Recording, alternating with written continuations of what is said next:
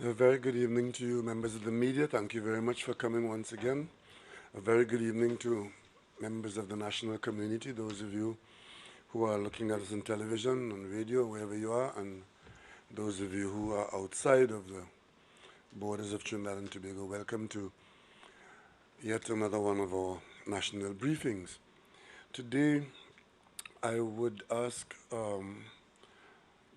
Parasham and his team to give us update. As you will be aware by now, we have been having in recent days a significant increase in the number of confirmations of persons who have been affected by the COVID-19 virus. And we did say from the very beginning that we would respond to whatever we have to face, and depending on what is happening, we will assess the situation and make whatever adjustments are required to be made. We had gone through a very extended period when we did not have any change in our confirmations. The numbers were pretty much the same for a number of times. But as we opened back up the activities in the country, as was to be expected, we had more people around and we have been seeing more instances of the effects of the virus. We are now at the stage where we are getting significant numbers increases. Initially, those increases, we were able to tie them to particular source points, and therefore we were talking about clusters. That situation has been changing with the passing days, and therefore I will ask Dr. Parasham now to tell us, and along with his team, give us the in-depth explanations as to what is happening, and then we will determine what is our national response to this situation that we are facing. Dr. Parasham.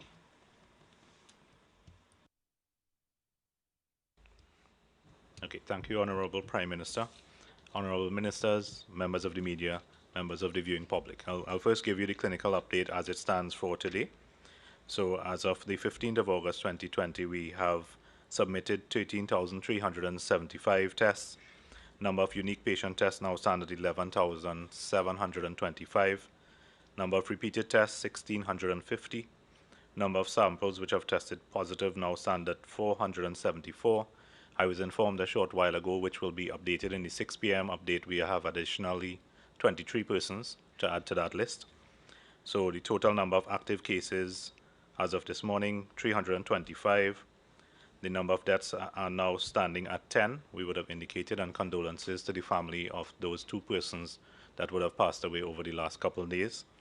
Number of persons discharged at now 139, and over the last 6 to 8 hours we had 48 positives, of which 29 cases were pending investigation. 18 are contacts of recently positive cases, and one person tested positive via private lab. So our total positive patients at hospital at this point, 129. 57 persons are en route being admitted to hospital. 48 new patients will be processed for admission. Those are the ones from this morning. In terms of our hospitals, we have Couva Hospital and Multi-Training Facility, 104 individuals there, 3 persons in the intensive care unit, 2 persons at the high dependency unit, 25 persons at Cora. We started to use a few days ago facilities which were originally designated as quarantine facilities as step-down facilities. We want to ensure that we have capacity at our hospitals as our numbers continue to rise. So what we are doing is the mildly symptomatic cases, the ones with low clinical acuity, are now going to the step-down facilities once they have been assessed and been put in that category by the clinical staff at the hospitals, quickly into a step-down facility where they can recover in a non-clinical setting, and then of course we wait for the clinical discharge via negative results.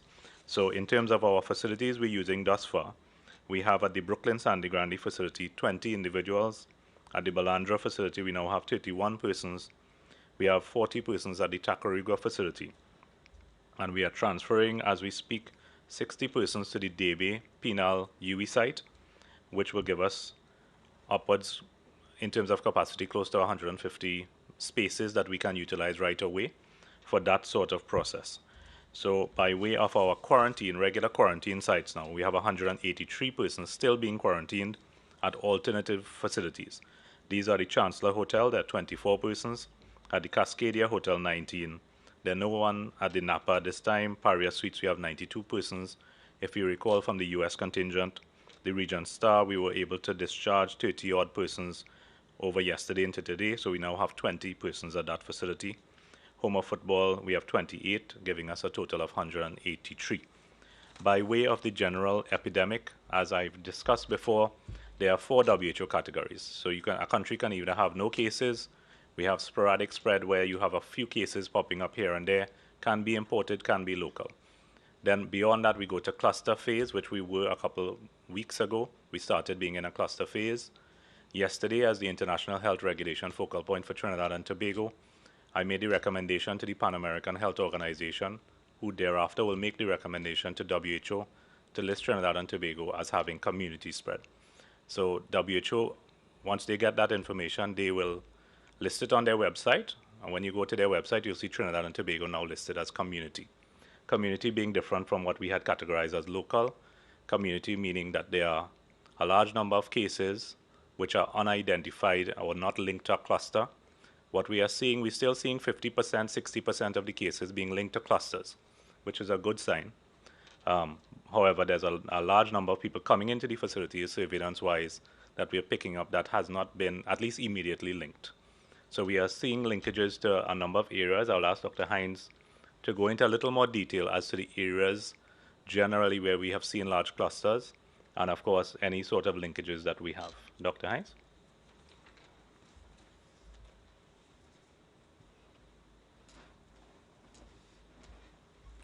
Thank you, CMO, Honorable Prime Minister, Honorable Ministers, CMO, members of the media, members of the viewing and listening public, to continue the conversation regarding the epidemiology of the epidemic as it stands. What we have seen in recent times, that is, over the last week and a half to 2 weeks, is an increasing proportion of the persons who are coming in for surveillance testing or coming in without a known or an identified link to a positive case turning up as positive. Now, this is expected, and it is actually the purpose for which the community surveillance testing is being conducted, in order to identify and in order to provide a channel for persons to be able to come into the health system, get a test done, and identify whether they have COVID-19 or not. But as that proportion increases, it means that we have a larger group of people, a larger percentage of the population that is showing up with symptoms that are now related to COVID-19 without an easily identifiable or traceable source. Now, with additional epidemiologic investigations, some of these are still linked back to exposures of which the clients were not initially aware. As we get the information on where they have been, where they've exposed themselves to gatherings, etc., we may be able to make certain links between pre-existing clusters and new cases. But the general trend towards additional identification of unlinked persons is the justification for changing that categorization to community level spread. It means that cases are turning up in the community, likely as a result of exposure to persons who they did not know were ill, which then begs the question of where these persons may be circulating and why these persons may be circulating. One of the key messages that we need to emphasize is that persons with mild illness who feel that my illness is mild and therefore I can go about my business need to rethink that position and understand that any mild respiratory symptom, any mild symptom of viral illness at this point should indicate you change your behavior and do one of two things: isolate yourself at home or go to a facility to be tested. If you have less mild symptoms, you start to feel fatigue, you start to feel tightness of the chest, shortness of breath, anything along those lines, then the preference is turn up at a health facility, be tested, and have the rest of the follow-up guided by your test. What we would like to emphasize is the importance of persons with mild illness not attempting to return to work or to continue working in spite of that illness, because this is a recurring feature of some of the cases that we've seen popping up in recent times. Well, somebody was mildly ill, they were at work for a few days, and then the test turns up that they were COVID positive. Now, epidemics, as we've seen in the pandemic flu of 1918, in this pandemic in other countries, epidemics have different cycles or phases that they go through. The initial phase, where there are very few cases turning up at a given point in time and over an extended period of time, that's called a lag phase. Trinidad has gone through its lag phase, and now it is entering an accelerated phase of transmission, which is called the log phase, and that basically indicates that there's the propensity for rapid numbers of cases to turn up in the population over a short space of time. This is what we're trying to guard against. This is what we're trying to get people to understand there's a risk for, and therefore we're trying to get persons to work with us to prevent the speed of transmission of this virus.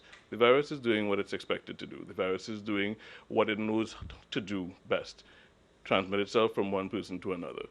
The population now needs to do what's expected of it and prevent that by implementing and following the guidelines that we have been harping on, repeating, hammering home from the outset, and now even more so. The need to avoid gathering places, workplaces, etc. when you are ill, the need for hygiene, both personal and sanitization of surfaces, the need to wear masks to prevent the expulsion of droplets. Those things become even more important even as we expand capacity to do testing and as we expand capacity to do clinical management. So with that, the last thing I'll tie up with is just to emphasize that at this point, there's no one specific geographic location where the cases are turning up more frequently. As the days go by, we're seeing that across the population centers, east to west, north to south, we are seeing more cases and identifying wider and wider webs of contacts, meaning that there's no place that can be considered exempt and no place where persons should feel they're at a lower risk and therefore can take less precaution. We're advocating that everyone take enhanced precautions, and by enhanced we mean do what you're told to do in the first place. Avoid gatherings, stay home when ill, wash hands, wear masks. That's the enhancement, following the instructions, so that we can help slow the natural progression of this pandemic in the coming weeks. So I'm going to turn it back over to the Prime Minister at this point. Thank you very much, Dr. Hines. Thank you very much for that clarification. So, ladies and gentlemen, this is where we're at. We have now been reported as having community spread. Now, it means that we do have a significant movement of the virus within the population. And decisions have to be made now to prevent that from accelerating to a situation where the number of sick persons requiring hospitalization or isolation becomes so great that the health system does not have the capacity to deal with it. Now, it is very easy to move from the numbers that we are at now to much, much larger numbers in a very short space of time if we do not seek to push back on the virus now. If you cast your mind back to when we were in the sporadic cases, there were days and sometimes weeks we would have gone and get the odd one or two here. But considering that one person, I think Dr. Hines in our conversation had spoken about one instance where one person would have interacted with 150, 170 people. Now, could you imagine if you have 100 people in that kind of interaction? If you do the maths, you see how quickly our numbers can move from 100 to a couple thousand to tens of thousands.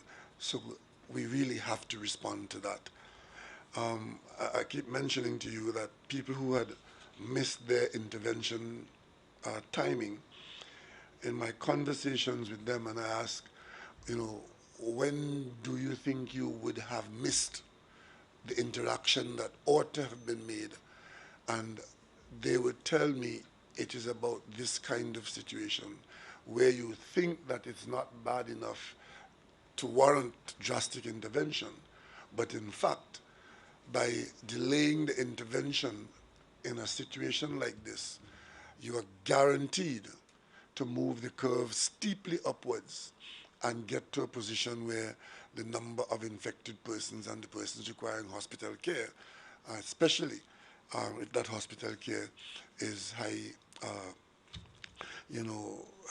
intensity care that you're looking for, high dependency unit populations and so.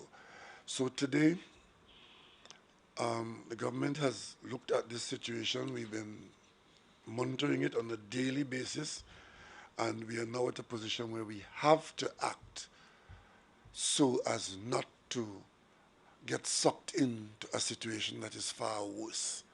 So there are a number of actions that we will take now, which will be expected to remain in force for the next 28 days.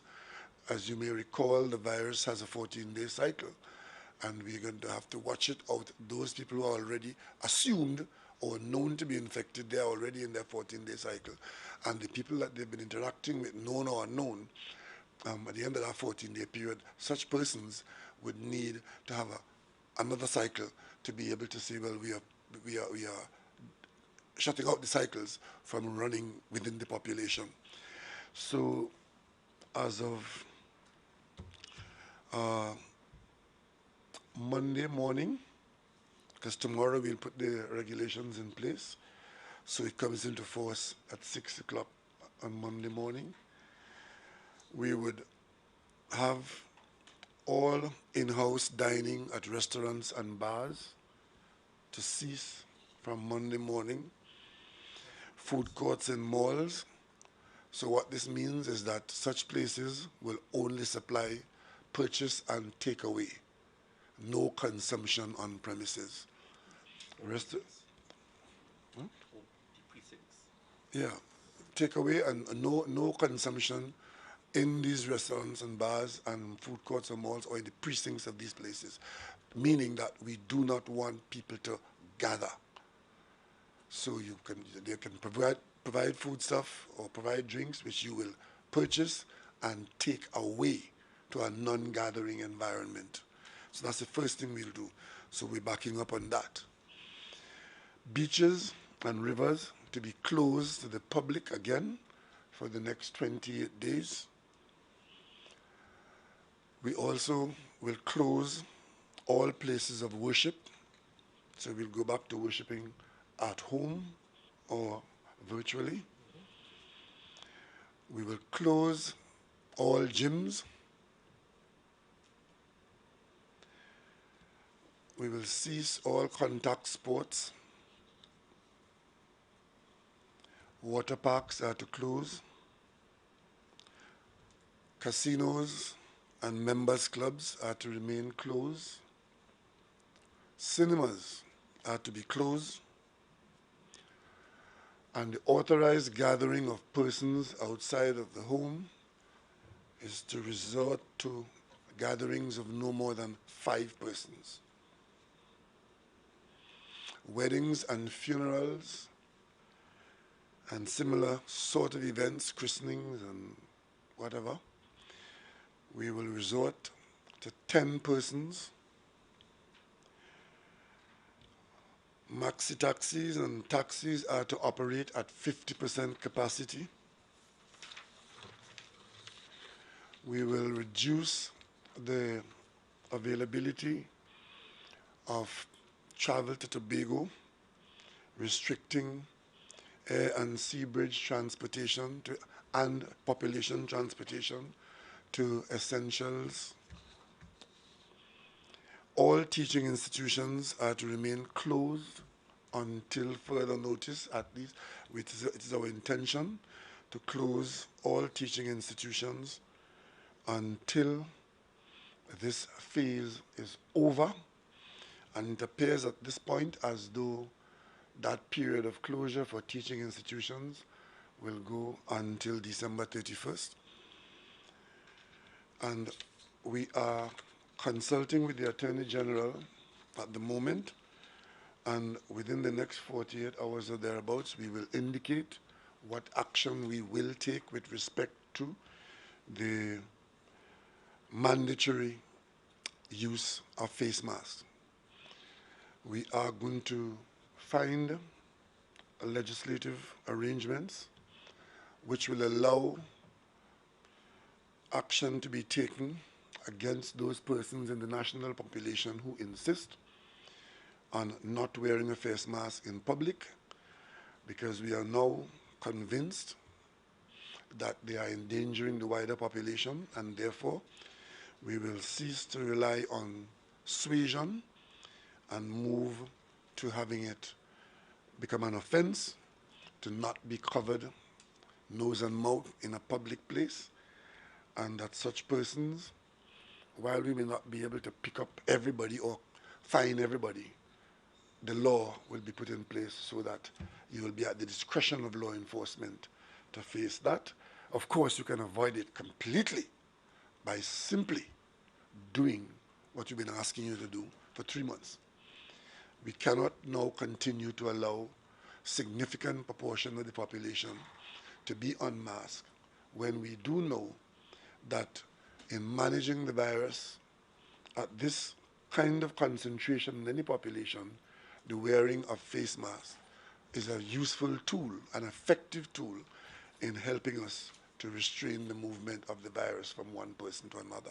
The time for persuasion is now past, and we will take such action.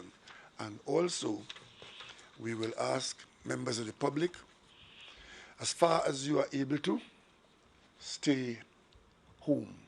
Avoid persons who you have no real need to be in contact with.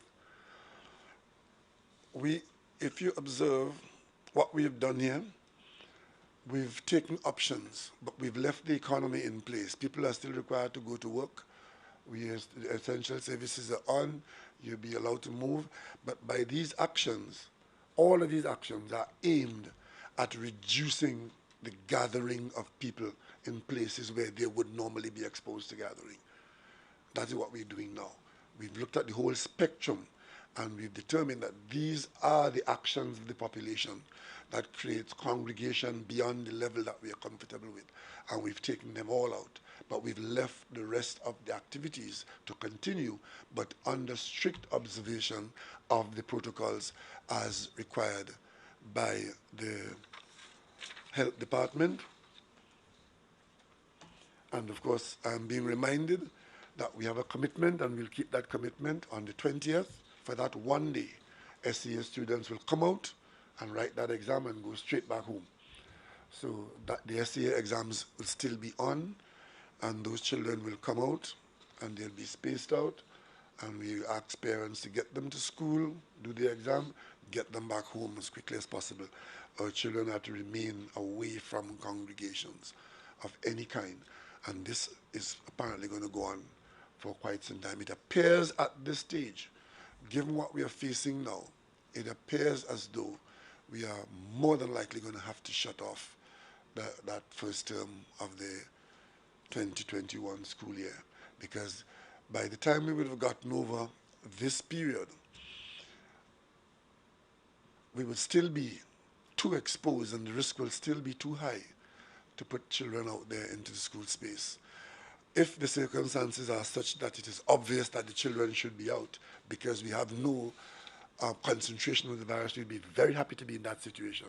But looking down the road for the 12-week period, it appears as though we will not be able to put our children out to school for the rest of the year, which means that we'll have to take significant steps to do home training and virtual school activities as much as we're able to. And the new minister who's going to come into office in a few days, hopefully, that would be one of the first assignments of the new Minister of Education, to ensure that we do have that kind of support there for our school-age population. So basically, we are doing what we have done before, and we expect that if we cooperate with this, and because we have come so far, and because we are so exposed now, we are going to have greater enforcement of the regulations that we're going to put in place, because to have the regulations and not enforce them and allow people to turn a blind eye to them, as some people have done in the last week or two. I mean, we did have a national election, and by and large, most people participated in a way that was responsible. But a fair amount of people behaved with total disregard and abandon. And we are saying that that is what we're going to have to identify and pick out and be firmer. And given how the virus has been behaving in other populations worldwide, these decisions we're taking now at this time in our exposure, we expect that we should be able to control the level of infection in a situation where our parallel system would be able to cope with the numbers of persons who we anticipate would be able to require care. Now, the model, the projections that we are making, which cause us to be doing this, are projections that have certain assumptions. And those assumptions are that certain things will be done, and certain actions will be taken, and there will be certain reactions to that. If those actions are not done, then the projections are that the numbers that we are reporting now are going to be minuscule as compared to, and that could happen within a matter of a fortnight. So we really are taking this decision now at this inflection point, because we in Trinidad and Tobago believe that this is what we need to do now to avoid what some other people faced by not doing what we are doing now. So if you have any questions, the team is here and we can take them now. The Minister, you have anything to add before the press comes on? Yeah, I just want to make an appeal to patrons visiting bars. Even though the regulations come into force on Monday, please pretend that they are enforced now. In other words, don't crowd bars tonight and Sunday to take a last drink, because that type of behavior tonight and tomorrow could spiral into an exponential amount of cases 2 weeks from now. So please avoid, just pretend the regulations are in fact enforced from now. And a last word of advice to parents with students doing SEA: take your children to SEA, and right after SEA, take them home. No congregating in the schoolyard, no congregating, well, restaurants and cinemas are going to be closed. That was my fear. Just take your children home and relax them at home. Okay? Thank you. I know this question is going to come up as to whether people can go out and walk, and the answer is yes, right? Yes, yes. But while you're doing that, you distance yourself. Correct. You're walking with a partner, keep your 6 foot distance. You're walking with 2 or 3 people, that's your 5. And at all times, be masked. A couple of days ago, as I go around the savannah, I take careful note of who's walking. And initially, we had people masking up and walking, and then you see less and less and less people. And you're asking yourself, are these people aware that they should be wearing a mask? Or is it that they have come to the conclusion that we are comfortable and we don't have a problem and therefore we can do that? The answer is no, we are not comfortable. And as for those persons who are going around the country defacing walls, writing obscenities, I trust that you will end up in the hands of the police somewhere, advising people that COVID is a hoax and we don't have COVID and all that.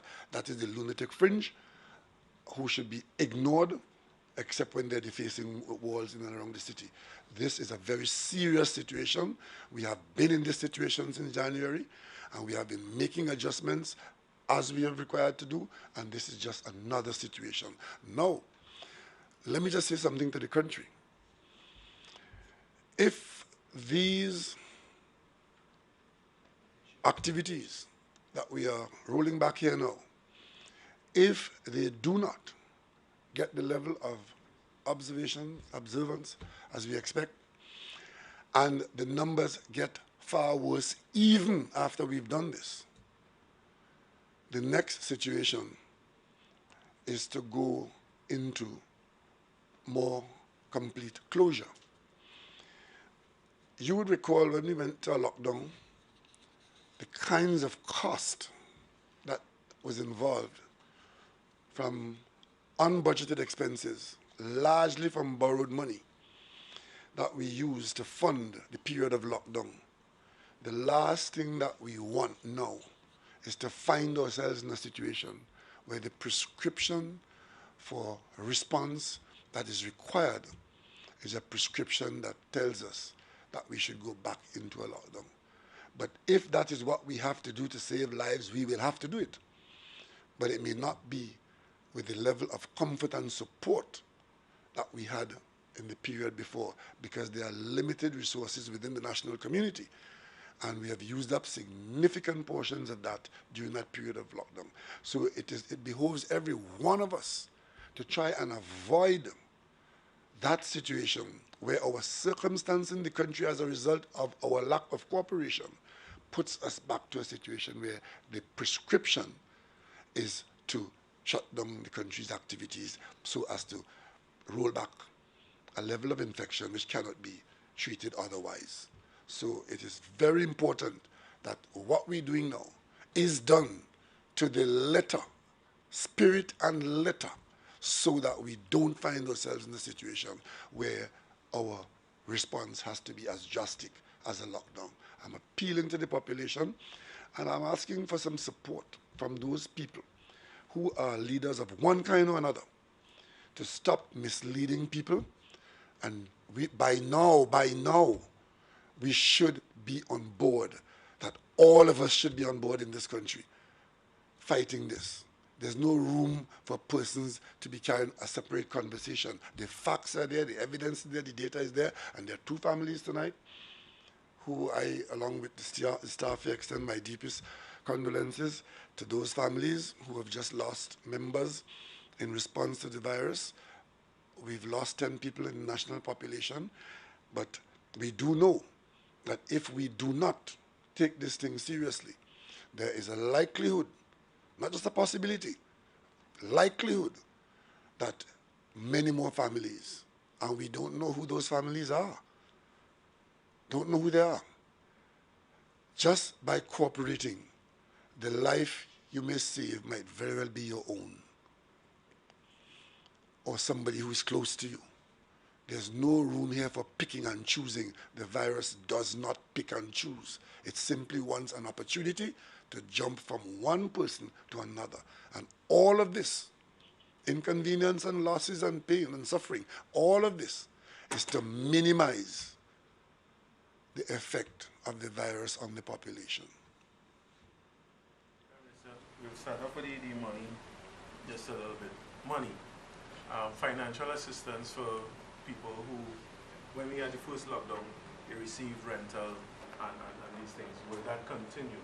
And can we afford to keep that up? Well, we dealt with most of the applications that were made, and the ministry was dealing with literally cleaning up what we had done.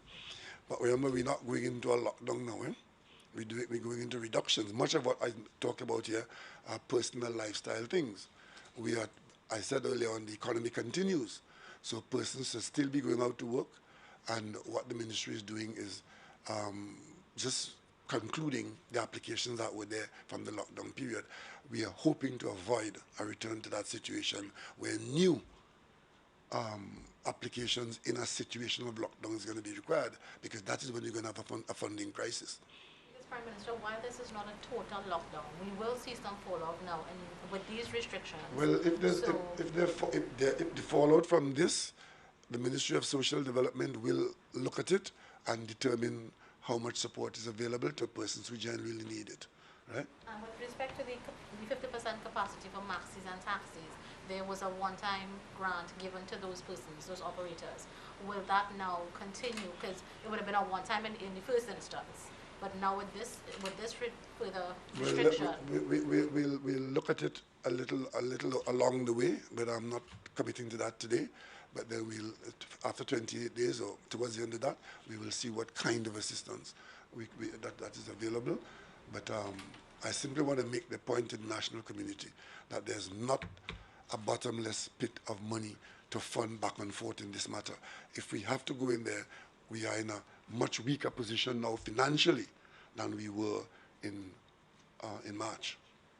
and while you would have mentioned the restrictions now for in-house dining at certain institutions, certain places, you've not mentioned pharmacies, groceries, and roadside vendors.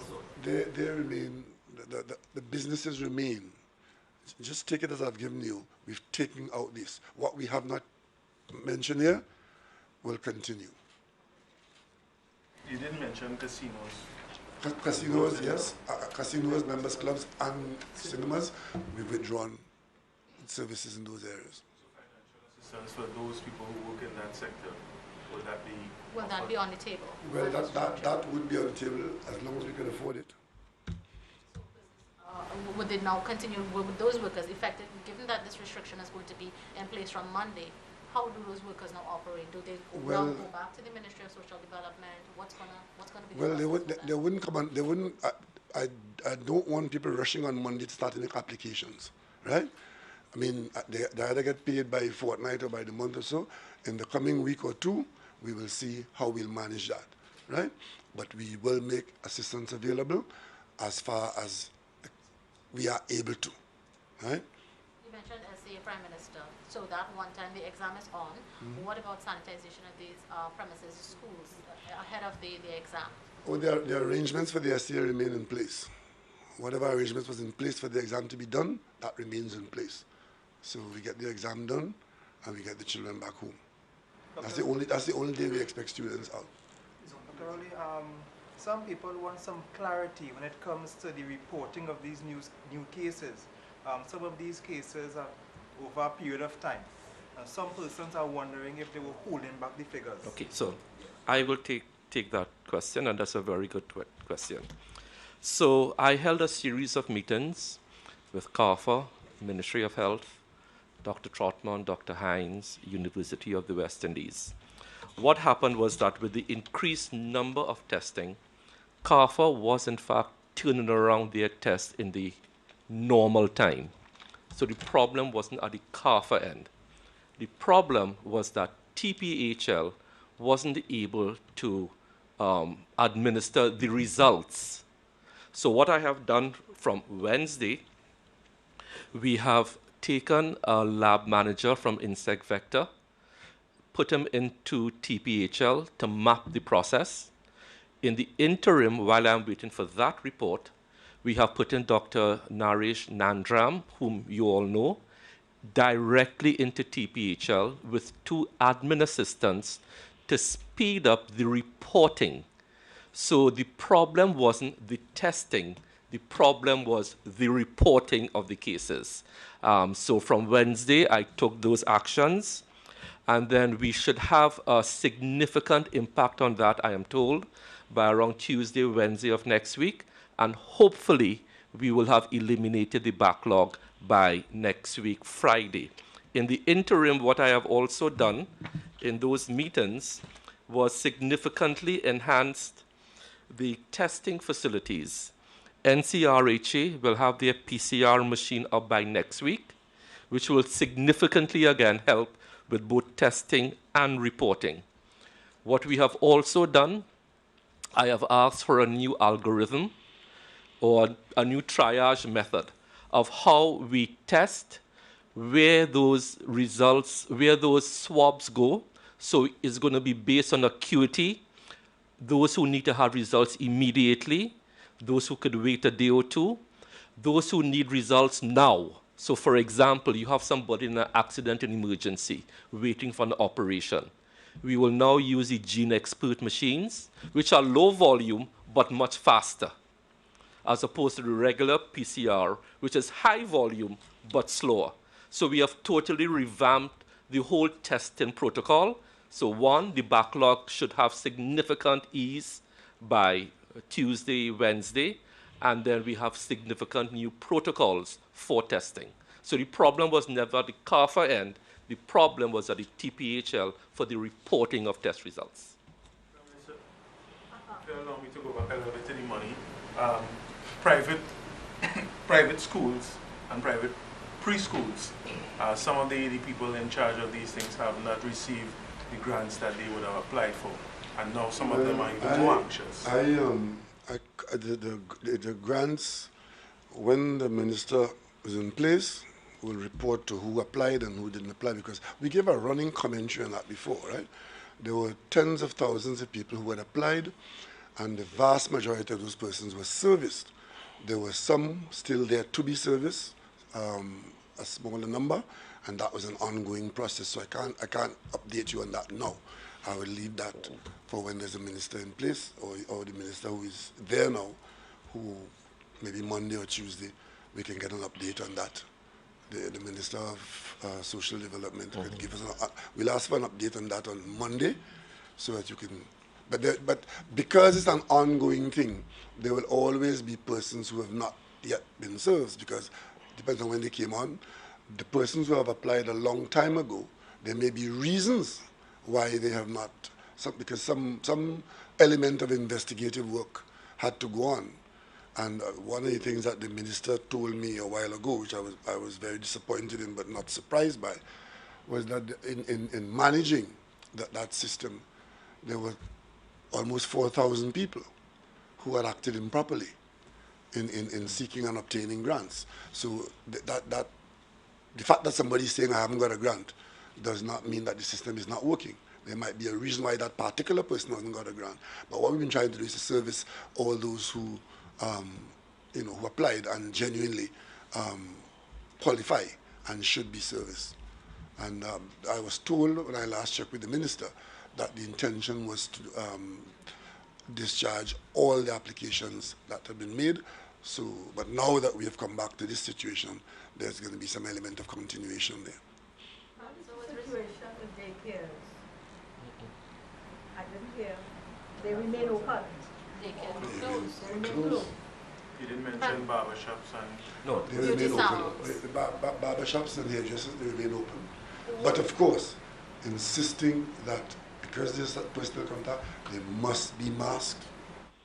And all the sanitary arrangements are to be in place. And so far, we can say so far so good. That's one of the areas that we have seen great compliance. Correct. The level of compliance in that area has been quite exemplary. So, what about the public service in particular? Because I The know public service remains on a 50% rotation. So it's going to continue. Yes, managers out to work, managing a rotation of subordinates. What about the border closure and the repatriation process? Is that going to be slowed down? Because of Will what that be cut off now? Yeah, the minister can give us that had. The exemption. Thank you, Prime Minister. As you all were aware, we've been seeing consistently throughout, the numbers of persons we grant exemptions and repatriate was dependent on two things: the state quarantine facilities and the state supervised quarantine facilities, as well as we never wanted, if there was a sudden spike, the parallel healthcare system to be overwhelmed. So we are at that point now. You would have heard the CMO give an update that they're now going to be using Debe, as well as Tacarigua and some of these other facilities that we were using as quarantine facilities, as step-down facilities and facilities where those who are mildly affected but positive cases, so it immediately reduces it. We are continuing to manage these measures to make sure our healthcare system can manage the positive cases. So right now we are going to step back a little bit from the grant of exemptions, but we will continue to manage it. We will utilize the space we can in close consultation with the Ministry of Health to make sure that the system, no system, is overwhelmed, either the quarantine or the ability to provide the healthcare, the parallel healthcare system. But there are still people. Oh yeah, I mean, I had a meeting with the exemption team at the Ministry of National Security, 2 meetings since last week, Monday, and one was yesterday. And I was actually quite surprised that some of the numbers have risen. So for example, from Canada, from the UK, because we had done some clearing, we had done flights and granted exemptions. And what it indicated to me, and it was actually confirmed, is that you have people who have been living abroad and they now want to pack up their life there, either in the short term or the long term, and come back. But we will continue to use our priority system, that those who went out for vacations and this type of thing, they will be prioritized. The elderly, the sick will be prioritized. Those with small children. So that will continue. But we will have to manage it carefully. So as we've always said, the closure of the borders is to protect the population here in Trinidad. And that is what we will continue to do, to make sure our system isn't overwhelmed. And is there any thought as to cancelling or DCPL? Given the players have been here, they're training, and they remain in that bubble, but...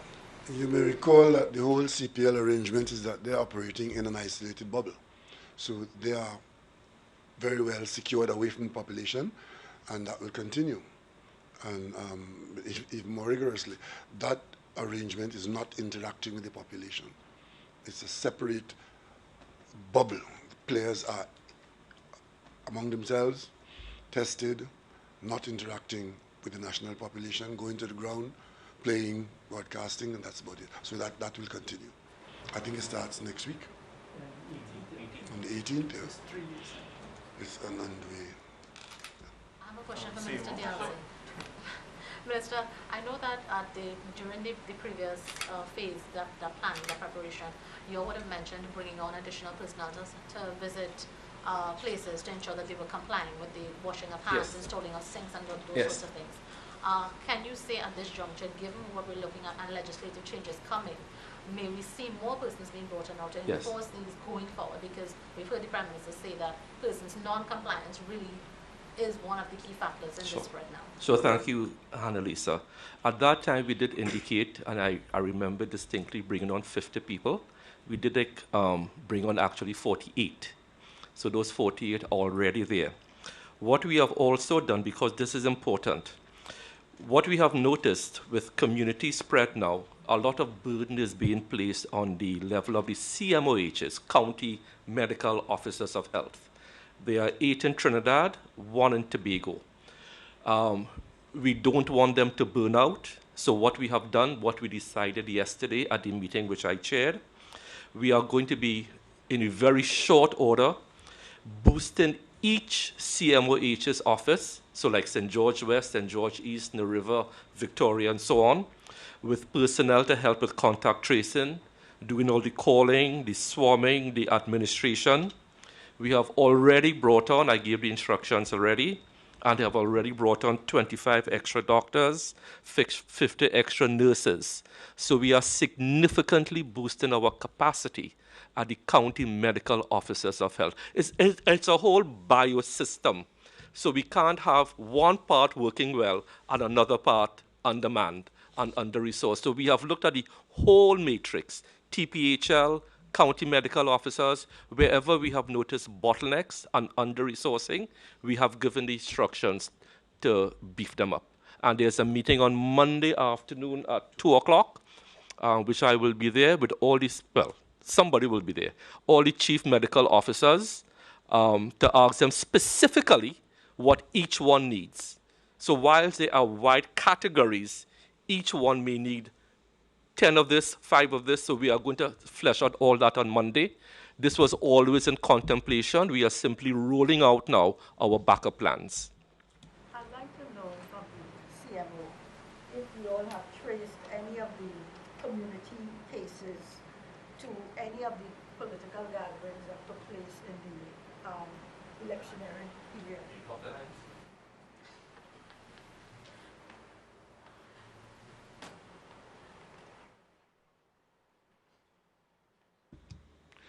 Okay, thank you for the question.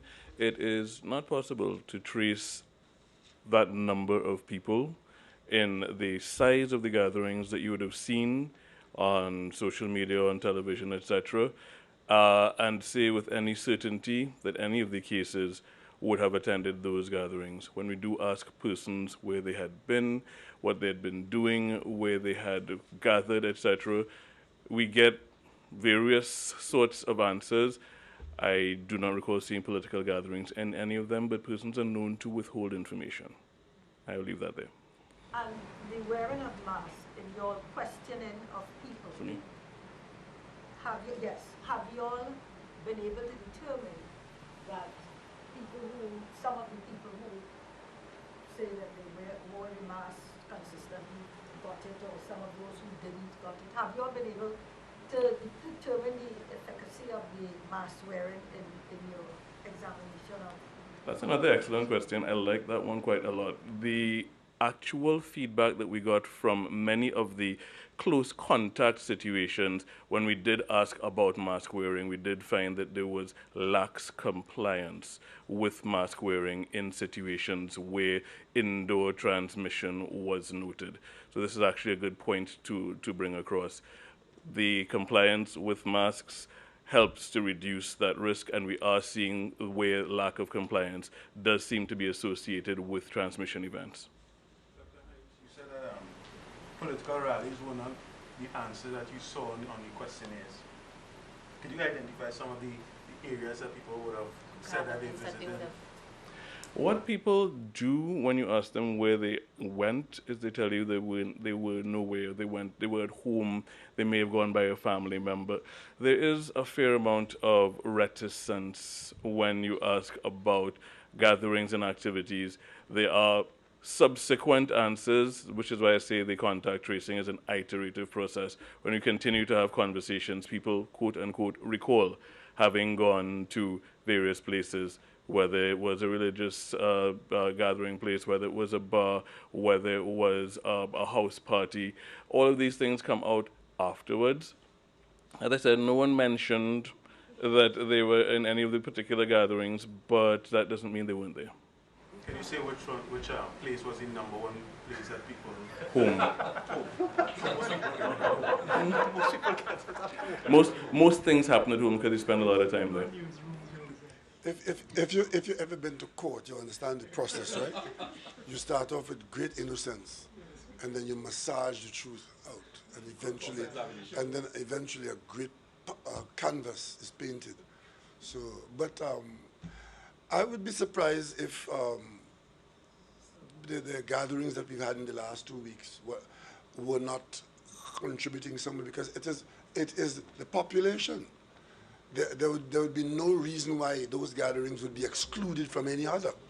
Huh? So, Prime Minister, to follow up on that, with these restrictions, and you saying now that gathering of such during the run-up to the election, do you think that perhaps government may have waited too long to introduce these restrictions, and they should have been introduced prior to the election and during that election?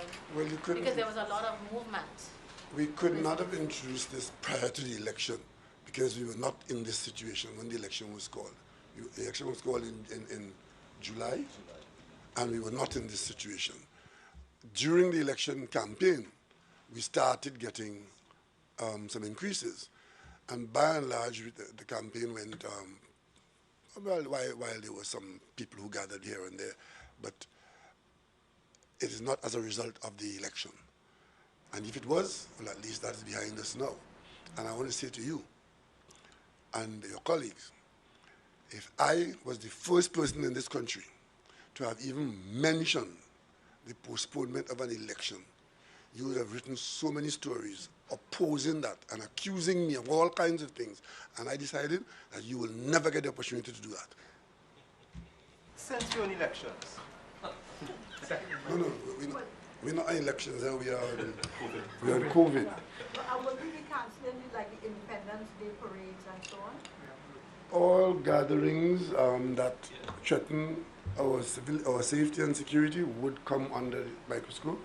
As of now, that is not a priority. I know you would have alluded to it earlier, seeing less people wearing masks over a period of time. But as the economy opened up gradually over the months and the weeks, would you think that a major factor for these high cases is simply complacency by the population? I wouldn't say that simply. Lack of compliance is a contributor, but bear in mind that it's a risk. I went into some detail here before. when we came out of the lockdown, we knew that we were exposing ourselves to increased risk. And it is logical if we were away in small groups in your home and we shut ourselves away from the rest of the population, then that situation is not one that is conducive to an explosion of infection. On the other hand, we have to talk about our livelihood. So when we thought it was sufficiently safe, we started working on our livelihood. We opened back our manufacturing, we opened back our transportation system, we even attempted to open back the schools. And once you do that, we knew that we were taking on some more risk, but we were trying to manage it, and we started seeing the numbers increasing. And we get to this point now, where we now have to say, listen, we are sufficiently exposed, the level of risk is too great to continue, we need to stop and roll this back by doing what we know will work. And that's what it is. Because all along, we couldn't have stayed home for the next year and say, okay, let's be perfect and have a perfect zero risk situation. It is never going to be zero risk. It's a management of a level of risk. And that's why if it comes out that within a fortnight from the emancipation, from the National Day Parade, that we are in this situation with increasing numbers, or that we see that a population at the savannah of those numbers and the gathering around is a risk that we are going to be exposed to, then we're just going to have to shut it down. I Mr. know, Nielsen? Minister Young said we sort of slowed down the repatriation process, but the people who want to leave, is that going to continue apace? The answer is yes. I mean, as the Prime Minister said on numerous times, and as I was repeating even to the staff this morning, anyone who wants to leave Trinidad and Tobago is free to leave. One of the difficulties people have is the modality of leaving, because there's still no commercial flights. But that is something, and I just want to use the opportunity, Prime Minister, to those students who want to leave, because we have anxious parents messaging me. We are going to put on some flights for them to leave, to get to points of transportation, either to the United States, maybe even to Barbados. I'm looking at one to Barbados.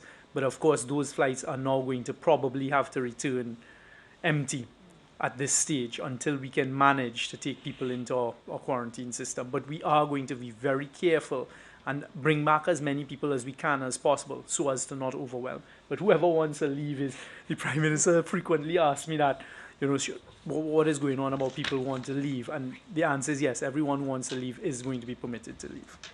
Prime Minister, if you'll allow me, please. There are a couple pieces of advice I want to give to the national population, how we need to conduct ourselves. When we say funerals for 10, the same way, that doesn't mean 10 at a time. Because when we had the first set of regulations, funeral homes were allowing groups of people. It is 10 absolute. So it's not 10 and then you move them out and you bring in 10. We need the cooperation of everyone. And what I would like to ask the population, do not encourage gatherings in your own homes for birthday parties, private functions, anniversaries, all these things. These are just as dangerous as being in a bar, because you are inviting people into your home setting. Please, this is a time for voluntary action by the majority of the people to behave very, very responsibly. Do not invite the virus into your home. I have been asked to attend about 10 victory things that people, and I have refused all, because it's dangerous to expose yourselves and your families at this point in time. So just a word of caution. Thank you. So going back to the CPL issue, my sports department just sent me some questions. They're saying that there are groundsmen and auxiliary personnel, also persons who report to the venue every day from their homes. So they go home to their families and they're possibly exposed to whatever they may pick up or their family members may contract, and because they're outside that security bubble. Well, so I trust that the groundsmen are not hogging up the players.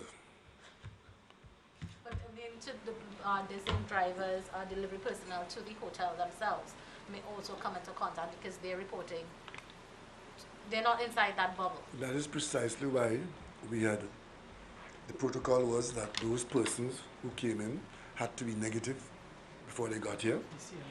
CMO, yeah, we can talk about it. I mean, when you look at the fact that So- these people are leaving there, going home. Yeah, so part of the protocol means that there's no interaction with the population of Trinidad and Tobago. So there's a complete closure as a biosafety bubble between the players. The players are in. If they have ground staff, for instance, preparing a particular area, they go in, they wear whatever necessary PPE, there's sanitization done, they come out. There's no interaction with the two at the same time. If they have staff, for instance, drivers that are local that have to be continuously interacting, they go into one side or the other of the safety bubble, and that is the way we have created that sort of profile. So the risk that you will have is persons coming from one side and going to the other side on a daily basis and going back and forth, and that is what we have stopped. So there's no back and forth between two sides of the fence. All right? And Sam, while you're up there as well, regarding the two deaths that would have been recorded Yeah. yesterday, Sure. without divulging, I know patient Correct. confidentiality is something that we Mhm. need to preserve. Can you say how long those persons might have been hospitalized and whether they had been in the high dependence unit, the ICU, when they had come in at what point? You know, had Sure. they spent 6 days in hospital before passing? So not many days. I think it would be less than about 3 or 4 days in both instances, if you count both instances. Not many days at all. Okay? I've asked, what about interviews of players at CPL? Has that been discussed? So the body for discussing all of that is there's a local organizing committee chaired by Ministry of Sport, I believe. So they have had that conversation that actually came up at one of the meetings, and they will make arrangements for those individuals in terms of interactions with the media, etc. Right? So that has been done through the LOC. Either Mr. Yasing or the CMO, do we have sufficient testing kits? Yeah, thank Are we you. going to get more? So I did order an audit of testing kits on Tuesday, I believe, or Wednesday. The numbers are as follows. Currently, we have 20,360 test kits allocated only for Trinidad and Tobago. On top of that, you have to add what CARFA has for the region. So Trinidad will also be accessing some of the regional kits from CARFA. So that is what we have. In terms of swabs, we currently have 29,000 swabs in the country. And for both swabs and kits, we have more coming in on a rolling basis, on a weekly basis. So we are well stocked with kits and swabs and everything. Are you aware of allegations that there are people who have tested positive for COVID-19 but remain quarantined at their homes? So the CMO could address that as he has addressed it before. So as you know, sure, yeah. So as you know, there's a regulation that mandates that every COVID test comes to my office directly. The only private lab that we have doing PCR testing is one particular lab. All the reports have been coming. They have actually started to send me up-to-date WhatsApp with their positive results as well.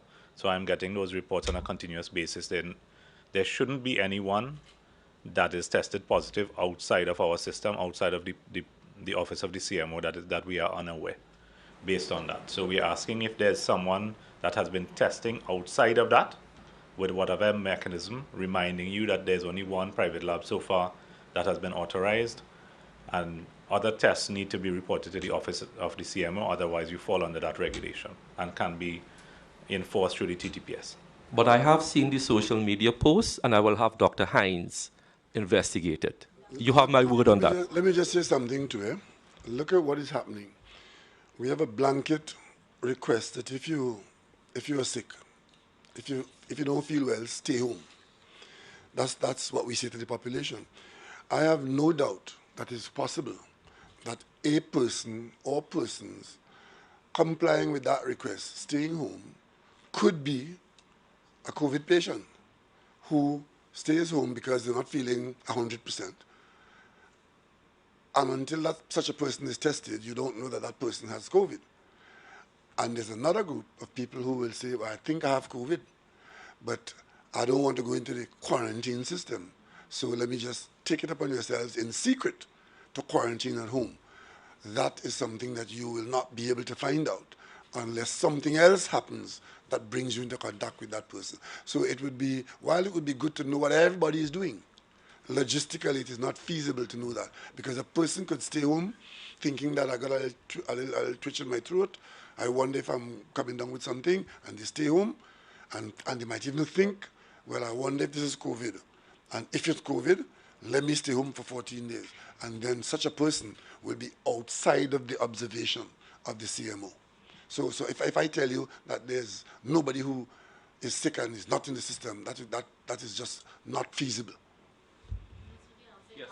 What impact will these new restrictions now have on elective surgeries? What's going to be Yes, happening with that? good question. So elective surgeries, which we restarted, we have already slowed them down a bit. So elective surgeries are non-emergency, but we are again stratifying elective surgeries, and those that absolutely have to go on will go on. So elective surgeries have not stopped, but we have in fact slowed them down. And what we are trying to do now, to give the surgeons and the nurses as much comfort as possible, we are trying to test these people using the GeneXpert machines. So we are trying to place GeneXpert machines across the system, and I could tell you where they are now. So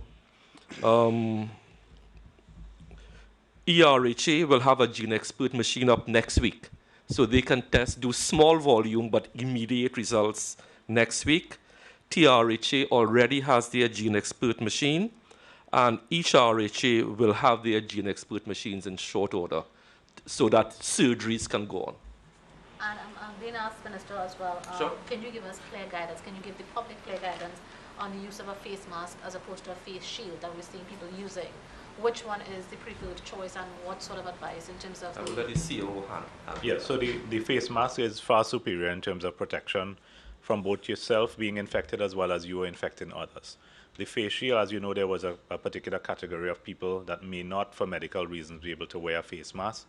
A face shield provides some level of coverage. It's better than wearing nothing, but it cannot replace a face mask in its entirety. And I'm not sure who's going to take this other question. Hopefully this will be the last from me. In terms of saying now that we're going to have children remaining at home possibly until the end of December, until the end of the year, what consideration will be given to parents and guardians, persons wanting to bring in electronic devices for children who do not at this time have devices to engage in online learning, to reducing taxes on those electronic devices coming in? What? That is a complication which I'm not going to address today, but as we go forward, if those are things that can help and would help, then consideration will be given to all of those kinds of things. But I don't think that we are there at the moment. You may have to wait a little while longer until the counting season is over. Yes, sir. Which is the private lab that is conducting the test? I had to confer with my colleague to find out if The CMO is in charge of that department. I will leave that question for the CMO. The private lab, I think, would have been advertising all along. I sought some legal advice as to whether the ministry should come out and endorse any particular lab over the next, but I'll leave it up to the private labs to do their continued advertisement. All right? this GeneXpert machine, how easy it is to import? Pretty easy. It has become easier within the past month. The initial challenges we had with the GeneXpert machines was that the local agent was out of Guyana, and we did have some initial problems. Luckily, we now have a local agent, and that's why I can say confidently we will have more GeneXpert machines in the country. The GeneXpert machines is a PCR machine. It is just that they are low volume, same accuracy, but you get the turnover in a much faster time because the process is limited. You put the sample into a cassette type thing. It does a lot of the work by itself. So it's low volume, but you get your results faster, as opposed to typical PCR, which is high volume, but it takes a longer time to get your results. What's the possibility then that a private lab outside of the one that we have, importing this machine and conducting tests and giving results without alerting the ministry? I like your lead up. Thank So the private lab, there's one private lab that actually said to us early on when they were having difficulty for importing that they wanted to use this particular machine. We have looked at their setup. They have the machine, but they couldn't get the kits. So we are waiting them getting the kits, and they can run our test panel, which is supplied by the Caribbean Public Health Agency. Once they can do that, then they may be the second lab that is allowed to offer the test.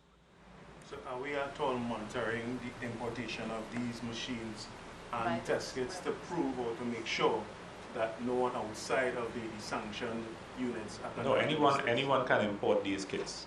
There's a process if you import it as a private lab to go through before the Ministry of Health would say that we validate your results and say that you are not approved, not certified, but approved to continue.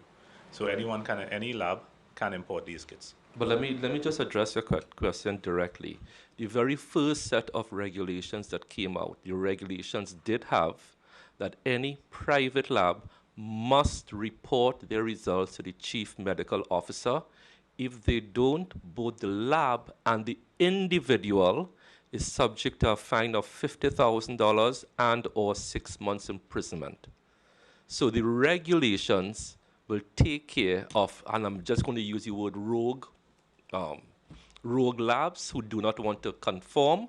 And once we find out that, they will fall under the regulations.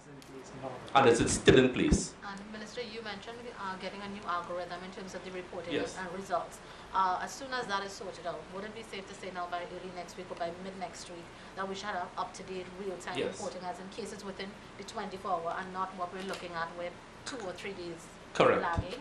So that is the objective when I came back into the ministry on Tuesday and Wednesday, when I noticed that, okay, so what we want to do is have like an assembly line. Person, swab, test, results, treatment if necessary. The limiting factor or the bottleneck was not at CARPHA, was not at swabbing. The bottleneck was at the reporting side. So we have strengthened that division as of Thursday, I believe, CMO, when we sent in addition Wednesday.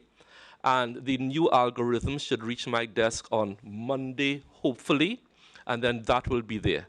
So as I said earlier, we hope to get that backlog cleared up by middle of next week to the end of next week. In addition, NCRHA's PCR machine, which has a capacity of about 200 tests per day, should come on stream by the end of next week. That will further give us some capacity. Oh, it's up. It's up. The report I had was from yesterday.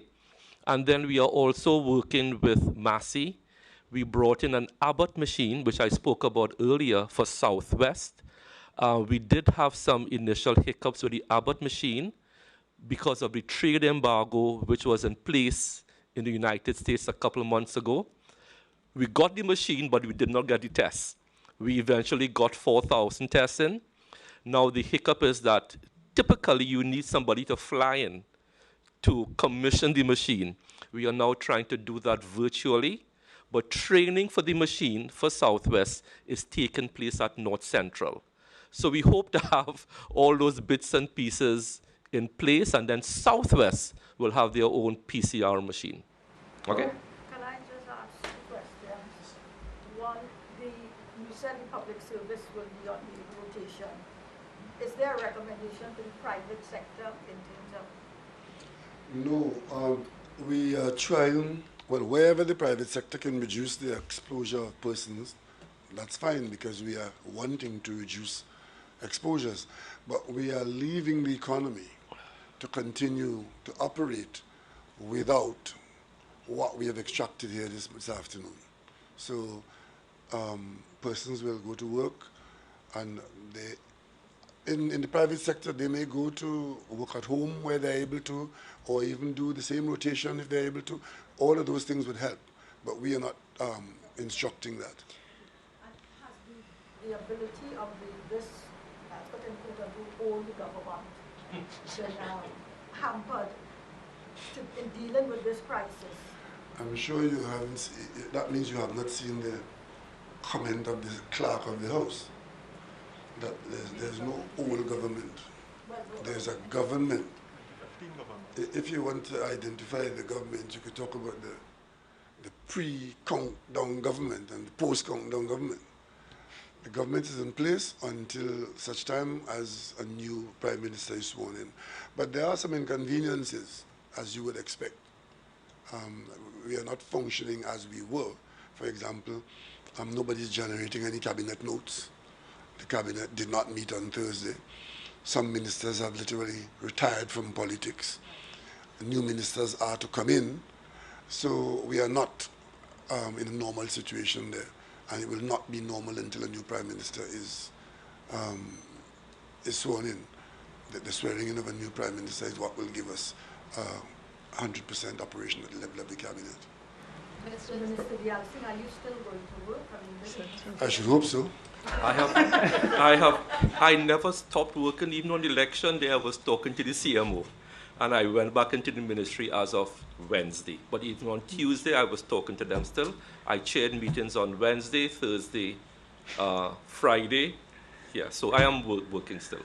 Prime Minister, if I may, just one question that we're being asked by quite a number of persons. With respect to the bars, as the Prime Minister indicated, we're not shutting down bars, but there's to be no consumption of what is purchased at bars on the premises or in the precincts. Same thing with restaurants. So it's not the closure of bars, no consumption on in precincts or on the premises. Yes, sell over the counter and take away. That's not, I mean, is that practical? To go to a bar and buy a drink and go to your car with it? Well, you can't do that. The alternative is to close the bar door, which we're not doing that. Yeah, but I have a feeling that people, that will open the door for just the normal bar Clusters of operation. Yes, because once you're allowed to go in. Well, if it turns out that day, if that's what's going to happen, well then we just close the bars. Ministers, we did not mention elderly care facilities, and that is something I know before Sure. that had been mentioned in the first instance. But are we going to stick with the restrictions for Yeah. those particular types? So we have Dr. Rohit Doon, who manages the elderly care facility under our direction. You may recall at an earlier press conference, we did indicate we were rolling back some of the restrictions and starting to allow limited visiting. Even before this current spike, when the spike started to happen, because they are so vulnerable, we rolled that back. And I did speak to Ms. Carolyn Ruiz, who is the president of that association. She is fully on board. So what we are going to be doing now is even, well, there is no more tightening we can do. Visits are now prohibited because that is a very vulnerable population. And once you get the virus into a home like that, when you look at the experiences abroad, 40 and 50% of the deaths in certain countries occurred in long-stay homes. Luckily, so far, knock wood, we have not had one, but we want to maintain that vigilance. And I must say, the owners of these homes have been very, very cooperative with us. Our prospective visiting at public institutions such as the Yes. hospitals, it was 1 hour, one person. Yes, we had limited at the start of our response to the pandemic that visiting hours will be restricted to 1 hour, one person, and just like with funerals, it lapsed. And then you got one person going up, coming down, and another person, and we stopped that. So the same way we are asking funeral homes and hospitals, it is one person per visit. Same thing with funerals. It is 10 people, not 10 people in a group at a time. We need the cooperation from all sectors of the society. But thank you for asking. Prime Minister, there are thousands of questions coming in here. Yeah, is there any other question from here? Oh. Yeah, any other question from here? And then we round that up. No, not election question. You mentioned that you're going back to the AG regarding mandatory mask wearing and these things. What about pandemic leave? Are we still looking at that outside of the public service? That's what the cabinet noted. There is something that went out, which I think the minister can explain, but that's as far as it goes. The pandemic leave in the public services is to stay home when you get paid for staying home. That's as pandemic as it gets. So what the cabinet decided was there is now COVID-19 pandemic leave that ceased on the 21st of June. So public servants between the date we first put the regulations, I believe it was the 12th of March to the 21st of June. During that period, the public service now has that you were permitted to stay at home and be paid, and that's called COVID-19 pandemic leave. What the Prime Minister has outlined here does not affect the continuation of that, and then we also allowed for public servants who are outside and couldn't get back in awaiting exemptions, they can also be caught by that category. But that is for the public service, and it is merely a recommendation to the private sector. Okay, thank you very much. Thank you very much, and I trust that when we meet again, we hopefully report improved circumstances. If the circumstances are not improved, well then we know that we can't ignore, we have to respond. Thank you very much.